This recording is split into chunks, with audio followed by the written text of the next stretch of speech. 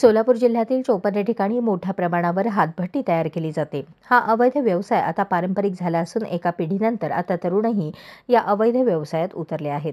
तरुणांच्या हाताला कोणता रोजगार नाही, बँकांकडून अर्थसहाय्यही मिळत नाही, त्यांच्यात शिक्षणाचा अभाव, सरकारी नोकरीबद्दल माहिती नाही, रोजगार मेळाव्यांबद्दल अनभिज्ञ असल्याची कारणे आहेत।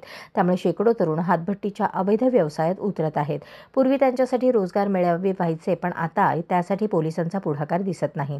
तत्कालीन पोलीस अधीक्षक तेजस्वी सातपुते यांना त्यांच्या परिवीक्षाधीन कालावधीत बोळेगाव तांडा असो की सोलापूर जिल्ह्यातील हातभट्ट्या गुन्हेगारीचे मूळ असल्याची जाणीव झाली होती।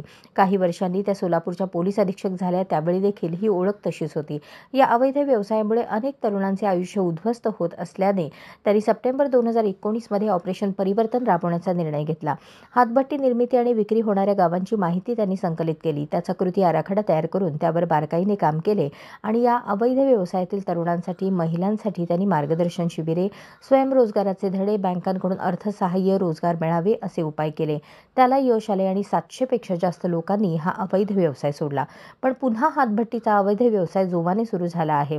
त्यातून अनेक विवाहिता विधवा झाल्या, अनेक कुटुंबातील तरुण मयत झाल्याने म्हातारपणी आई-वडील निराधार झाले, तंटामुक्त गावांमध्ये वाद सुरू झाले, गुन्ह्यांची संख्याही वाढली। या पार्श्वभूमीवर पोलीस अधीक्षक हे हातभट्टीच्या अवैध व्यवसायातील तरुणांसाठी रोजगार मेळावे घेणार का, याकडे सर्वांचे लक्ष लागून आहे।